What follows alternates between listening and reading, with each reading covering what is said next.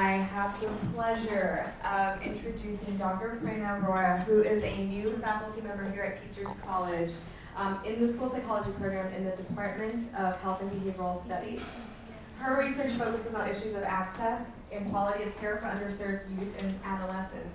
And in particular, her work explores identifying risk and protective factors in the development of depression or depressive disorders among ethnic minority immigrant youth, and the barriers to help seeking among these families, youth and their families.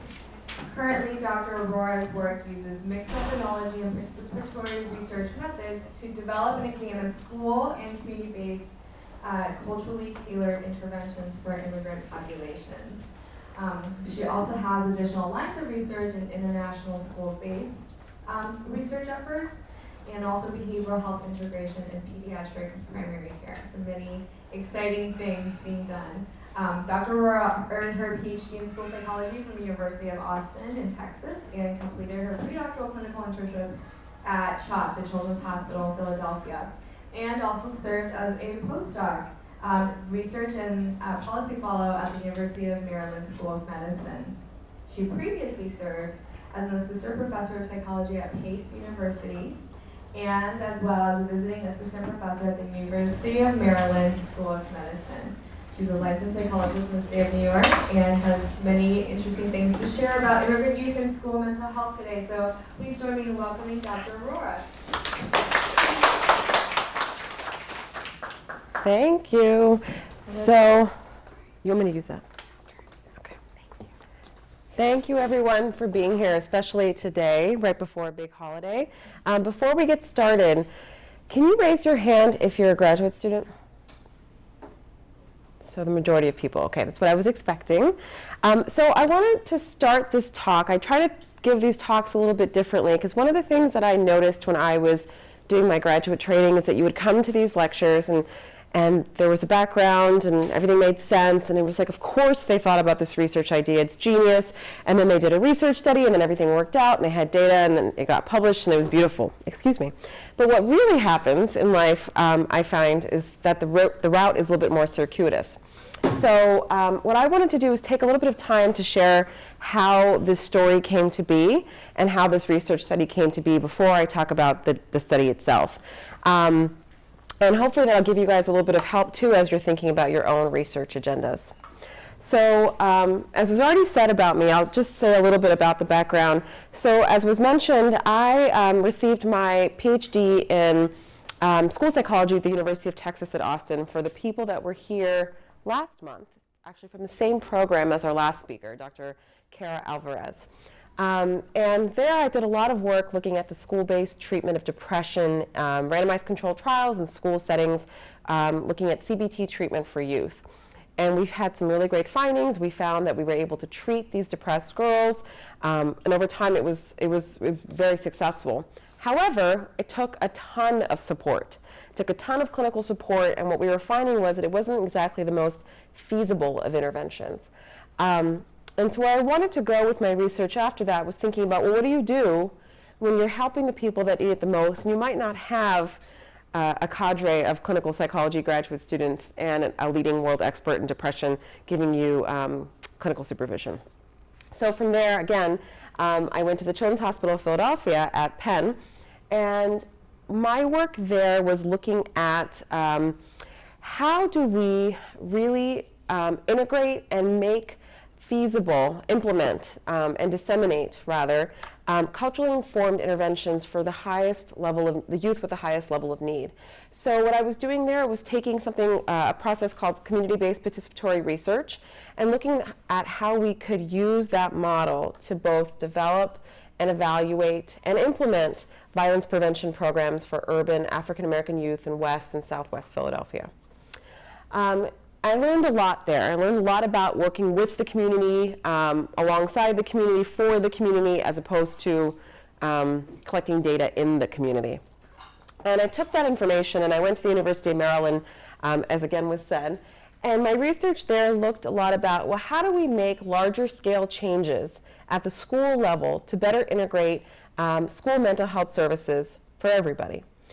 This was in Baltimore, Baltimore inner city, looking at, again, really, really high needs youth, underserved youth with huge health disparities and very low SES. So I took all of this and I thought, well, these are my experiences, I've loved them, and I have a strong passion for wanting to, as I hope was clear from before, wanting to think about how we can use our skill set to support the mental health needs of our societies, of our youth in our societies with the greatest needs. One of those groups for me happened to be immigrant youth. And so I wanted to come to New York City, and I happened to come to New York City, which worked out well for me.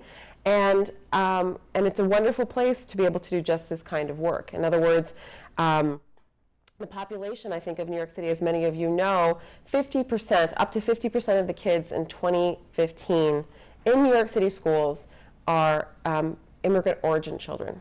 So they might not be foreign-born themselves, but they are the children of foreign-born parents, 50% in New York City. So it's a really high number of people that if we think about, we're not actually discussing the background and the shared experiences of these kids. So I thought, what can I do to put all this together? What's my next steps? So I thought about this great project where I would be developing and implementing depression treatments. We also know that, sorry, just to back up quickly, you heard this stat last time when Dr. Alvarez was speaking, that 1/4 of all U.S. children are first and second generation. Just to back up on the language, first generation are foreign-born and immigrated to the U.S., whereas second generation are the children of immigrant parents. Together, we collectively try to call them immigrant origin youth. So 1/4 of all U.S. children right now are immigrant origin, and in 2030, it's expected to go up to 30%, almost a third of the population. So what are we doing to meet this need, especially in places like New York? We also know that the mental health need among this population is exceptionally high. I have a couple of visuals here that I thought were interesting. You can maybe guess why you think they're interesting. This one's about Latino youth, and essentially just points out that Latino youth are a large portion of our kids in this country, and of this population, they have an exceptionally high rate of mental health concerns. There's been some talk, and I know Dr. Alvarez talked about this as well, the immigrant paradox and how mental health concerns express themselves at different times along the continuum, but overall, these youth are at high risk for mental health concerns. Same with Asian immigrant youth, which is another large portion of smaller but large in this particular city as well. A high need of mental health concerns. We also know that in Asian American girls especially had the highest suicide rate of all groups and genders, according to CDC 2011 data. So again, something to definitely address. So I had an idea, as I was saying. I thought I'd put all this research together and think about how we can do school-based interventions for depressed girls, depressed immigrant origin girls.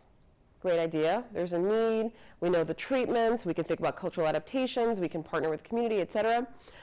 So we tried, and what did we find? We really essentially found that nobody came. So we had a lot of well-trained staff who was delivering cognitive behavioral therapy in the schools. We had school partners. We had funding. We had all the necessary ingredients, but what we had was people not returning consent forms, children dropping out, people changing schools, people being deported, parents having concerns about what the study was about, et cetera, et cetera, et cetera. And so it took a lot of time with all this going on to realize, well, you know, this is good intentions, but this might not be the most efficient way of moving us forward. So with that in mind, we decided to take a step back and do a couple things. First, we listened to our partners a little bit more. We had been listening to them throughout, we thought, but we essentially we had our ideas in mind and wanted to move forward with a specific research study, but hadn't really been thinking about what was needed. So we asked, what were their questions? What questions did they have about the community with whom they were working? And then we reconceptualized our study. So what I'm going to talk about next is that one of the first studies that came out after this semi-failure, I guess you could call it that. It was kind of fun, but in hindsight, And I'll talk a little bit about that next. But before I do, I want to thank these particular community partners that I partnered with for this next study, without whom we would not have been able to have really any of these participants or schools join our study. So a little thank you to them. So traditional introduction, what do we know? We know that Asian identified individuals, so Asian immigrant origin youth grew between 43%, grew 43% between 2000 and 2010. So it's actually the fastest growing ethnic minority and immigrant group in this country. A lot of you know that considering you're in Dr. Wong's lab, correct? I'm sure that's a stat that comes out. The majority of this population, because they're the most recent immigrant group in this country, are actually foreign-born. So 67% of this group is foreign-born, the adults, I should say. With certain states, having higher rates. As I mentioned before, almost 50% of children, Asian American children, Asian immigrant origin youth in New York City are the children of immigrants. Asian American individuals within the New York City also make up over 16% of the New York City's population, which is the city with the highest Asian American immigrant population in the country. The state with the highest Asian immigrant origin population is California, but New York City is the highest city. I want to take a step back just to kind of state that what we're talking about here when we talk about Asian American youth are children from a variety of settings. It's a census-determined term that we use. There's both pros and cons to using this term, which we can hash out. But there are some similarities among this group that make it relevant to study together. So here we're referring to kids who are either whose parents are from countries such as Bangladesh, Bhutan, Cambodia, China, Fiji, India, Indonesia, Japan, Korea, Laos, Malaysia, Pakistan, the Philippines, Sri Lanka, Taiwan, Thailand, Vietnam, and others. So within this group, there's very, very high mental health disparities. Internalizing disorders are among the most prevalent in Asian American immigrant origin youth. We also know that Asian immigrant origin youth underutilize traditional mental health services for a variety of reasons that have been put forth. But even though schools have been proposed as one of the best settings in order to engage and deliver mental health treatments for kids, Asian immigrant origin youth still underutilize mental health services in schools. So here we have a setting that's purported to reduce mental health disparities that's actually still maintaining mental health disparities, and we don't know why. So several studies have tried to look at why this is, why there's such a mental health disparity here, and in doing so have examined barriers to mental health help seeking among this population. These studies have mainly looked at college-aged and young adults, and have not, to the same degree, very few have looked at adolescents and children. As we all know, they're harder to access, as we found in our previous studies, but that is the case. And a lot of these studies have said, okay, well, there's these factors that are purported to lead to be barriers, and they've explored those in isolation. So, for example, stigma, or a loss of face, or cultural mistrust, or lack of mental health knowledge, and have studied those in isolation, using survey methodology. So in addition to that, none of them have actually asked about schools. We've had a little bit of research looking at teacher referral rates and discrepancies among teacher awareness of mental health needs among students that could account for some of the differences in mental health access among different immigrant origin youth, but not from the child's perspectives themselves. So in order to address that gap, what I wanted to do as a first step after our particular study concerns was to answer 3 questions. And again, and I'll share this in a bit, but these questions stemmed from the school. What are the potential barriers that these adolescents face in accessing school-based mental health services in particular? What are their perceptions of school-based mental health services? And what recommendations do these youth have for how schools in the U.S. should best engage Asian immigrant origin youth in mental health services in schools? So what should be done? And from this perspective of the youth themselves. So that's what we wanted to answer in this study. And this was part of a larger community-based research partnership effort. This was the first part of it.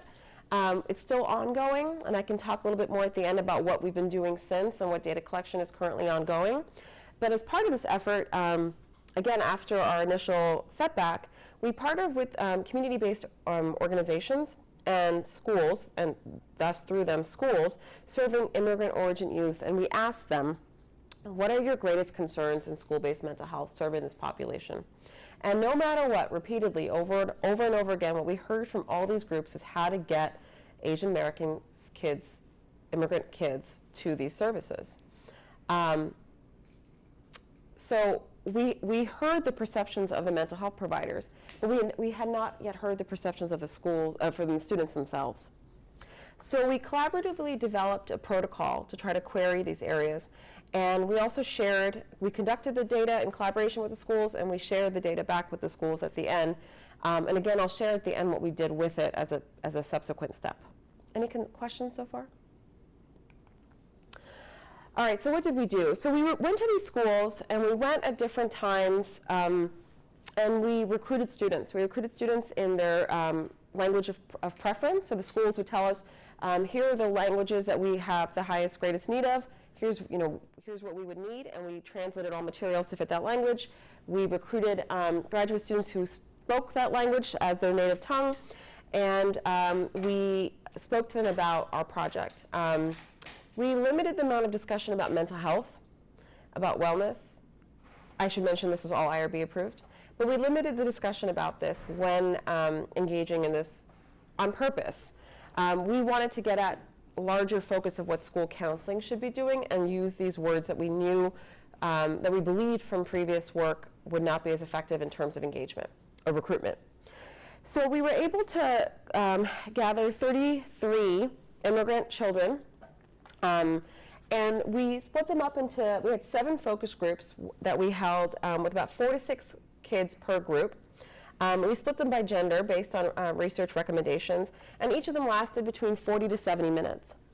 They were either held in English with translators, if the language was at a certain level as deemed by the school, or they were held entirely in the language of preference, and then back translated later during the transcriptions. And everybody was compensated with a $20 grocery card, and that was the suggestion of the community advisory board at the school. So a little bit of background about our participants. The average age of our participants was around 16. We had a pretty even split between girls and boys. That was on purpose. And a pretty decent range between 9th and 12th grade. All of our students had to self-identify as quote-unquote Asian, whatever that meant. And then we also asked them to identify open-ended what their ethnicities were. So our the majority of our students identified as Chinese.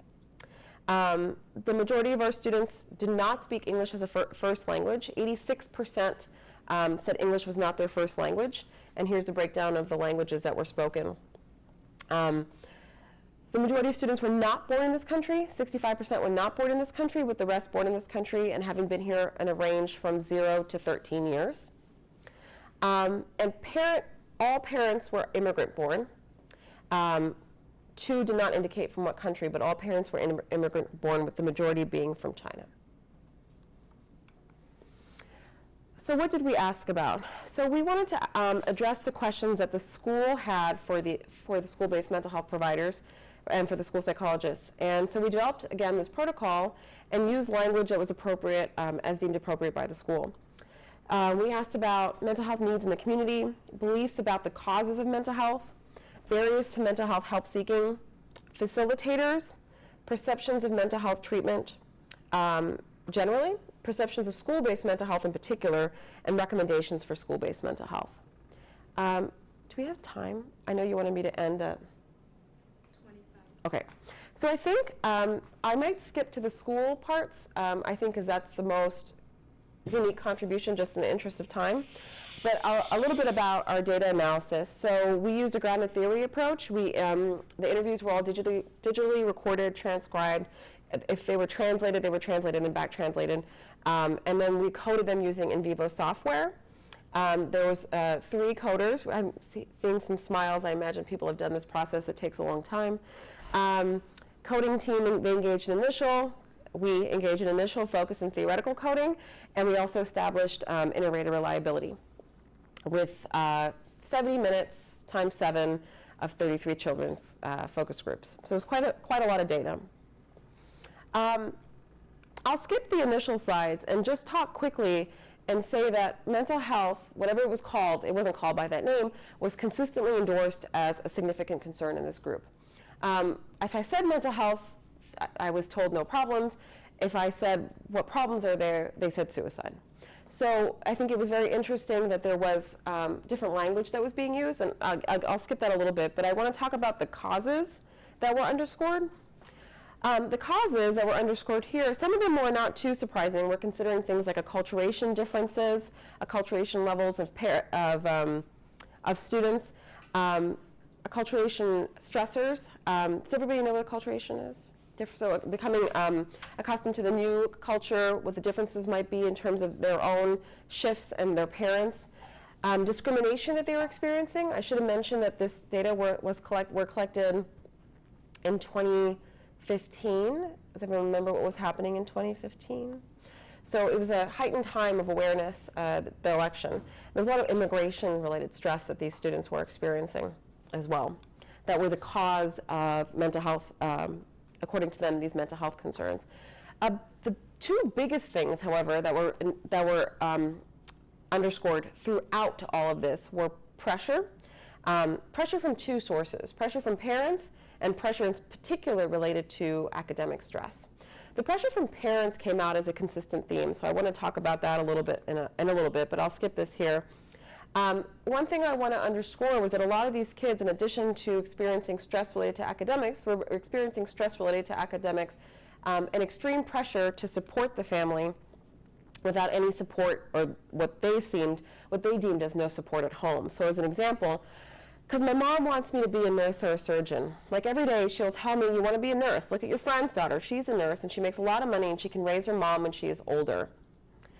So that additional pressure of having parents immigrate here for the sake of their children, with have very few financial resources as first generation, as immigrant families, added a whole other level of pressure in terms of success.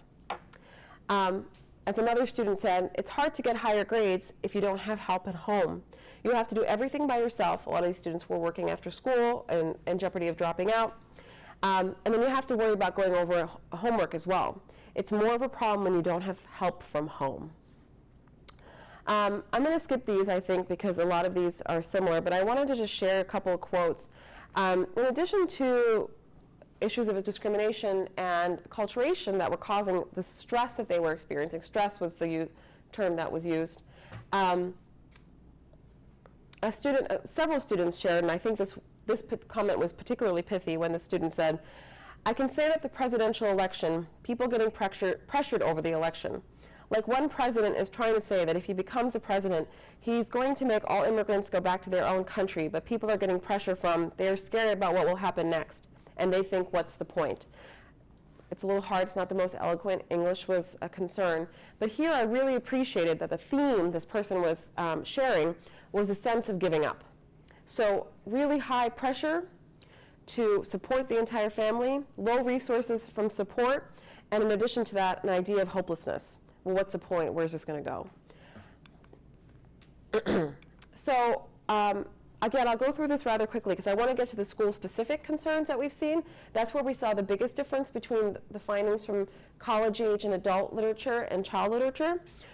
So here the students underscored various barriers, things again that you would expect, like stigma, shame, and trust, as well as discrimination and logistics. However, the #1 concern that students addressed as a barrier to mental health help seeking was parents.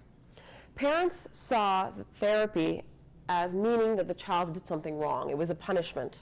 It was the exact thing that when we brought you here to do, you weren't supposed to do. This is what you have one job type of thing. This is not what you're supposed to be doing. So what do you think parents would say if they found out that their child or teenager went to go see a mental health counselor? My parents would probably say no. I tried that before. The interviewer says, and they said, and the student says, I don't know why you want to see a counselor. You have done nothing wrong. So the interviewer queries, do you think that it could say, I'm feeling depressed or I need help?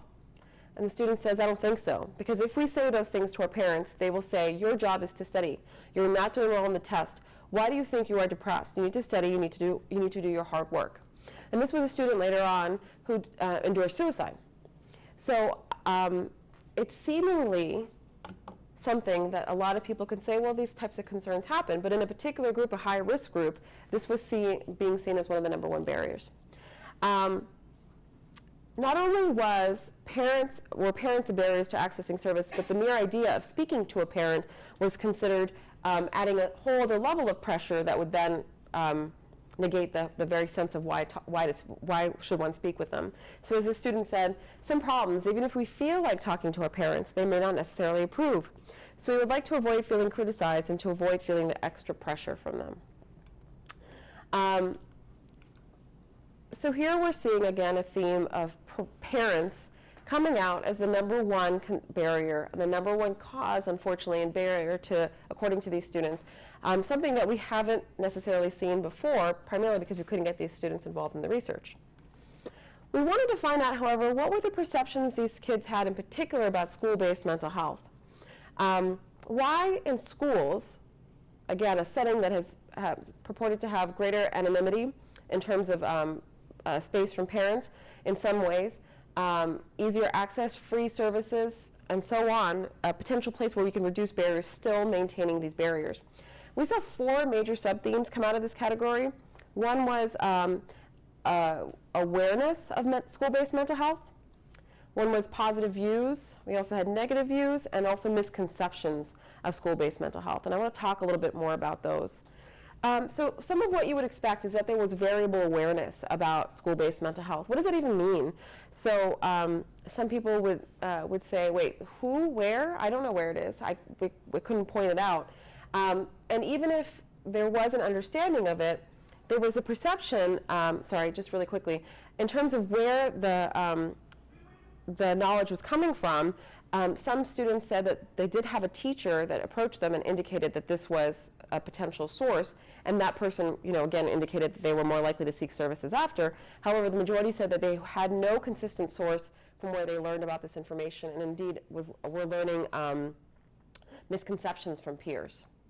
And I think that was the major theme here. So it was really, even if they did know about mental health services, what did they know about mental health services? There were 2 sub-themes that came out in this category. That school-based mental health was really just for academics. So when we're thinking about delivering school-based mental health services for these kids, the perception was that that's not something where I can go and talk about these concerns that I'm facing. A student says, I kind of agree with that because school is a place where you come to learn, and it's mostly about academics, academics, and academics. So it's not like somewhere where you can share your life stories. At school, you're more like grades, marks, points, and all that stuff. And school-based mental health, consistent with the concern earlier with what mental health actually was defined as something that was just for serious mental health concerns. So you can only go for academics, or the interviewer asks, when you say serious, how bad does it have to get? If it's like, a student says, if it's like you don't really want to go to school, you don't want to make friends, you want to stay at home, you want to go back to your home country, then. Another person says, a person who's wanting to kill yourself, or doing bad drugs, like hurting yourself, or using drugs. So it has to be very serious before they were able to access, before they thought that they should access services. Again, pointing to some of the concerns that we're seeing in these particular groups where high mental health need, low use of services, and more likely to be dropping out before accessing services. There was some positive views about school-based mental health services in terms of practicality and the potential privacy that it involved. However, this privacy was the response to this was a little nuanced. Here we weren't talking about privacy in terms of setting or just having a counselor to talk to. We're talking about privacy from parents. So the major draw in school-based mental health was seen as not having to communicate to parents that you were seeking help. A student here says, if the parent or the guardians of the student don't allow us to go to see the counselor, they can see the counselor from school, so they won't notice The interviewer cautiously says, "Are you saying that your parents won't know if you see a counselor here?" The student says, "Yeah, my parents don't know if there's a counselor in school, so I can meet with her whenever I want, but I might have difficulty seeing a counselor outside the school." Again, you can see the theme. With regards to the negative views, we saw some beliefs that these services could just potentially not be helpful, some logistical concerns, but again, confidentiality came up, confidentiality came up in terms of being a place where the schools might then run to communicate to parents, run was the word, to communicate to parents that the child was in mental health need. So a student says, "We will talk to them, the school-based mental health providers, but with the slightest discomfort, they will call your parents. Parents will get involved, and the vice principal will get involved, and I don't want that." So strong implications for what we might see as family engagement might be seen as a deterrent to mental health help seeking and mental health treatment in schools. I'm going to skip this a little bit, but again, lots of negative reactions or negative perceptions of what school-based mental health would bring. In terms of recommendations, we saw 3 main categories, and the 3 were psychoeducation, engagement, and maintaining privacy and confidentiality.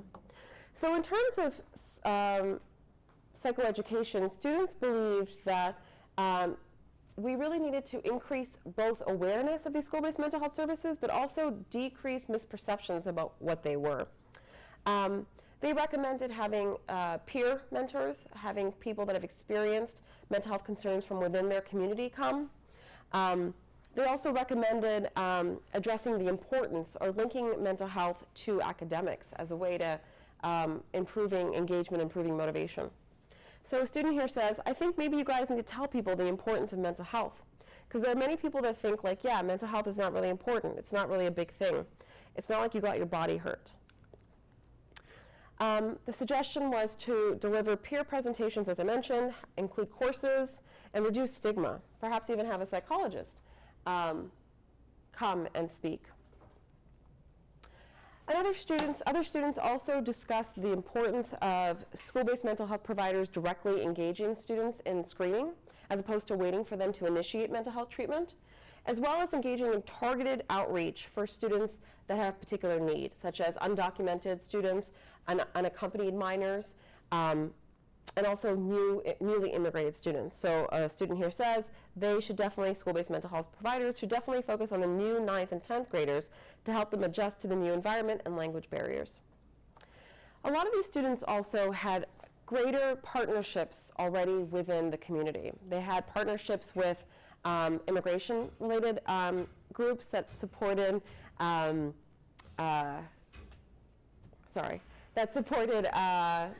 their help in getting visas, or immigration lawyers, or groups that had helped with employment, with employing their parents, language-related services. And they highlighted the importance of engaging those particular groups in mental health service delivery in schools. Getting people who knew them already, getting people who knew their communities already. Again, engagement of parents was seen as crucial.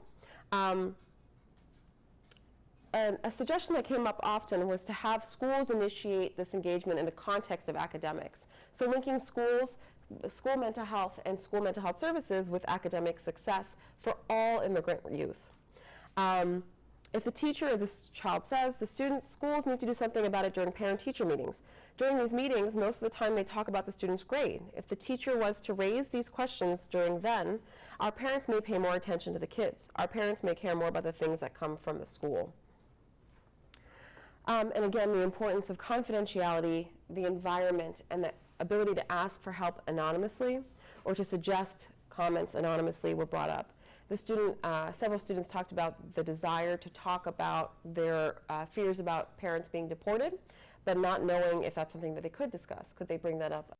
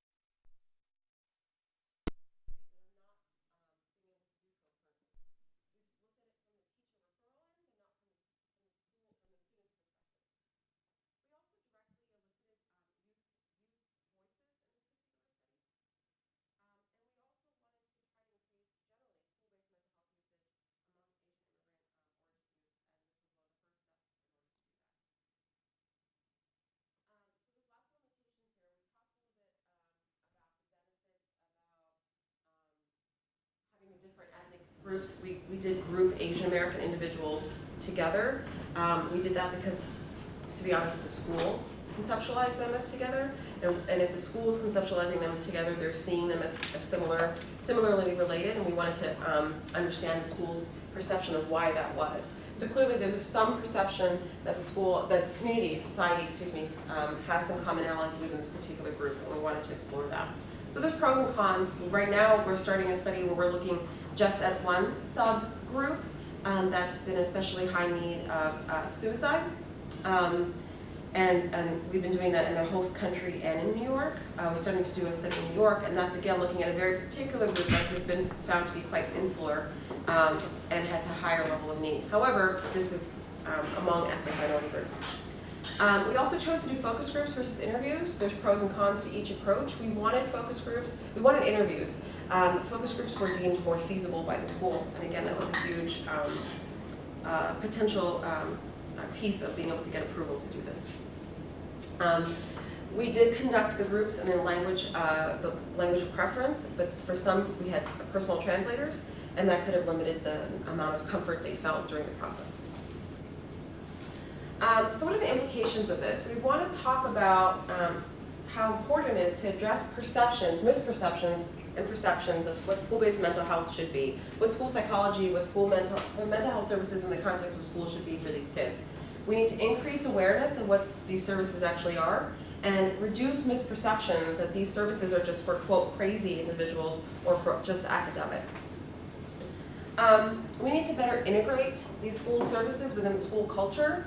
As an example, they talked about parent-teacher conferences, but the overall theme here is to better integrate them with underscoring the shared outcome with academic success and overall child well-being, as opposed to problematic mental health. And one of the major things was to discuss, reduce stigma, and really engage parents and improve understanding of what mental health is. So one of the main implications we have from this is to take a step back from the treatment that we were trying to address in the first place, the intervention of the internalizing disorders, or even the intervention of the school dropout that we were seeing in these schools related to internalizing or externalizing disorders, but to think about mental health literacy. Mental health literacy is a term that originated in research in Australia. They've done some good work in Australia, some good work in Canada, very initial work in this country. But what it really looks at is how to improve understanding of what mental health is, how to increase engagement in mental health services, awareness of what mental health services exist, improve mental health help seeking, and reduce stigma related to mental health. Sounds like exactly what this particular group of individuals needed. So that's what we're exploring as a step back to even getting people to be in treatment. So what are the next steps? So first we reviewed the findings with our community partners. We had a meeting, we went over everything, we checked content with them, we checked our understanding with them, we made modifications as needed, and we provided them, I'm sharing this on purpose, we provided them with reports that they could then use with various funders or in their reports to give back to the community, to give back to them so that they could use this for their benefit as well. We have since started engaging two things. One, the whole goal, the whole point, the whole need to better engage parents in this process was underscored throughout. Without the parents, we really couldn't get the students involved in mental health in a variety of settings. In terms of causes, barriers, awareness, we saw parents kind of leading the way. So we've since started to try to better understand parents' perceptions of mental health and parents' perceptions of, immigrant parents' perceptions of schools' roles in mental health and how we can reduce those misconceptions and those barriers to linkages. The other piece that we're starting, we just proposed a grant and we're starting some pilot work looking at mental health literacy interventions. So again, I was mentioning there's two main mental health literacy interventions that have been assessed in Canada and Australia. There's a new mental health literacy program, some of you may be aware. It's called, has anyone heard of Thrive New York City? Thrive New York City is now offering a specific mental health literacy program, mental health first aid, for free to all New Yorkers, something that most of us are not aware of. So we have a group of people that are going to be trained in this particular training that's evidence-based, that has not been looked at with parents that has not been looked at with ethnic minority parents and has not been looked at with urban ethnic minority parents. So what needs to be done to this particular intervention so that we can make it more culturally informed using this type of data and using related data? So those are our next steps, what we started to do, what we've been doing with this data. So I think I'll stop there and just see what questions there are and see comments, and I'm open to hearing both.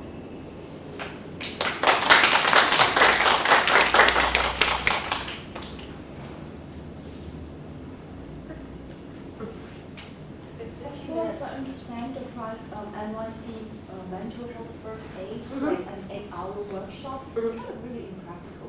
I totally agree with you.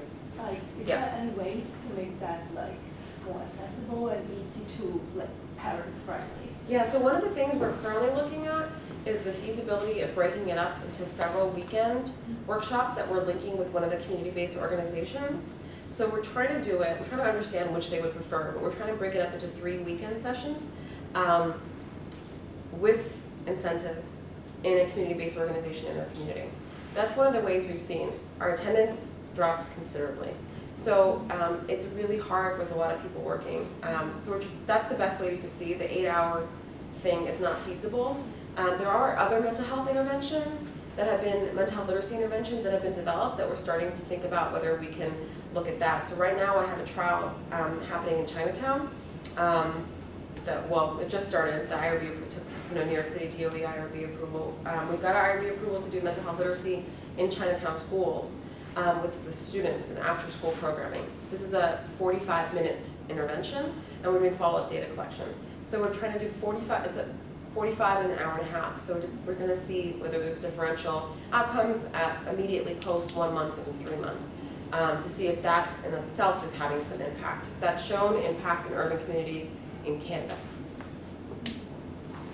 But it's a consideration. Mm-hmm. Thank you. So it's very, very interesting. I was wondering, so all the research was done with the Asian population. So I wonder if you have some kind of feeling, the results you got, are they culture specific? They can be generalized to other cultures. Some of them are culture specific. I don't know if you have So some thoughts about it. So that's an interesting question because clearly if we think about it, I mean, the more we think about it, the more I can say every single person is different. Some groups share some common experiences. Immigrant youth generally share some common experiences that these groups also share. So when we think about risk factors or experiences that could potentially be seen as risk factors or protective factors for immigrant origin children, we see these types of similarities with these findings, such as infiltration, and stress related to undocumented status, discrimination, etc. That you might find discrimination, you might find on an ethnic minority individual who isn't an immigrant. So there's some similarities we've seen across groups. There's some, however, that I think were highlighted to a greater degree within this group, so cultural specific, may have been more than the exceptionally greater focus on the parent barriers related to that. So I think that was the piece that we saw that was somewhat more different than some of the findings we found from looking at Latino, for example, as the second highest immigrant, the largest immigrant population in this country, the second highest growing. We've also found that, oh, it's escaping me. But anyways, there's some similarities that we're seeing and some differences. Within the Asian American groups, we've seen some differences. This is primarily Chinese. New York City, the second greatest immigrant population is Chinese in this country, in this city, excuse me. So that was primarily who we saw. I also mentioned that right now we're working in a subpopulation because we found that that subpopulation was less easy to engage in these other greater cities. We were hearing information that it was even harder to reach them. So there may be some things that we find that are greater, that are cultural specific within the Guyanese population that we're working with now.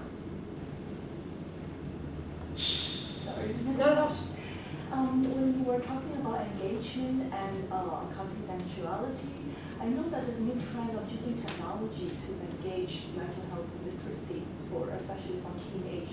Have you done some research, or is that going to happen? I think that's a great idea.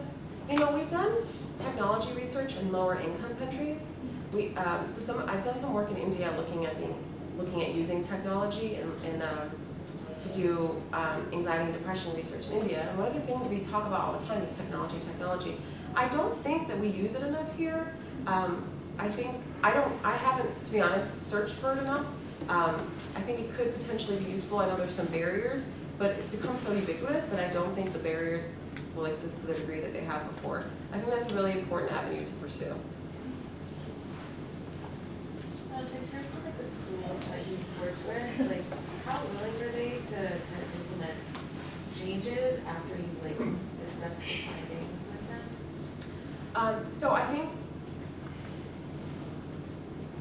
we've benefited from really strong relationships with community-based organizations that resulted in them, I think, having a more positive opinion, positive reaction to us.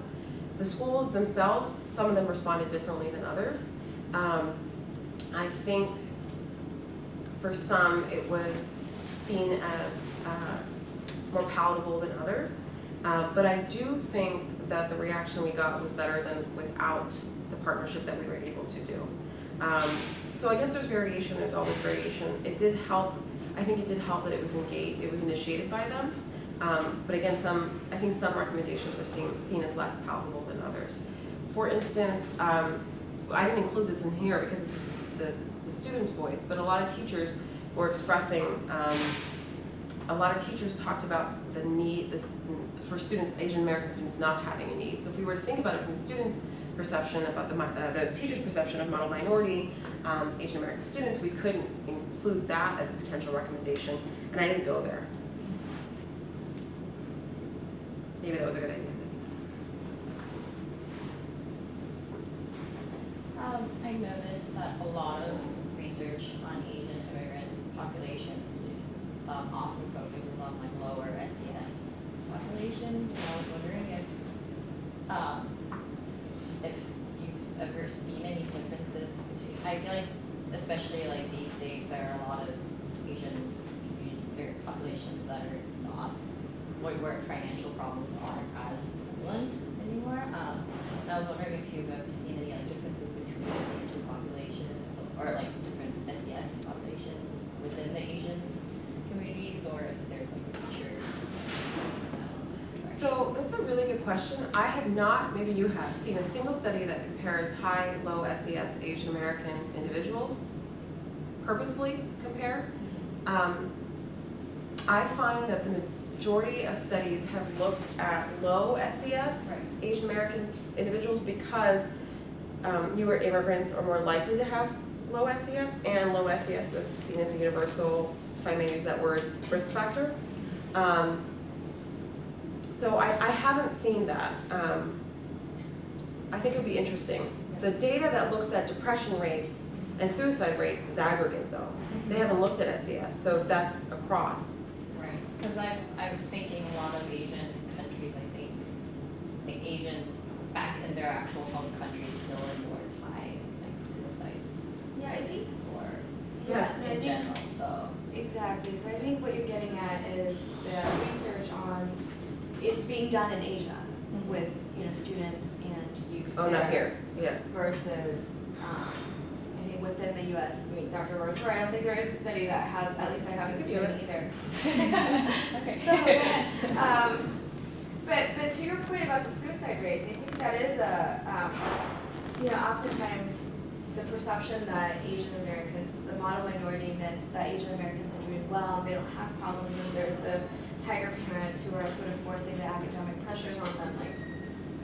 That typically does come actually from the higher SES, Asian families where maybe they're second or third generation. And what we do know is, it's like what Dr. Alvarez said last time, there's the immigrant paradox where the longer they're here, the more mental health risks they actually have. After a short amount of time. Yeah. Right. It doesn't take long. What would be really interesting is if you looked at the YRBS data for suicide risk and saw if you could look at differences between a certain subgroup, Asian Pacific Islander subgroup by SES. I imagine you might be able to do that. I don't think anybody's done that. That could be a nice thing.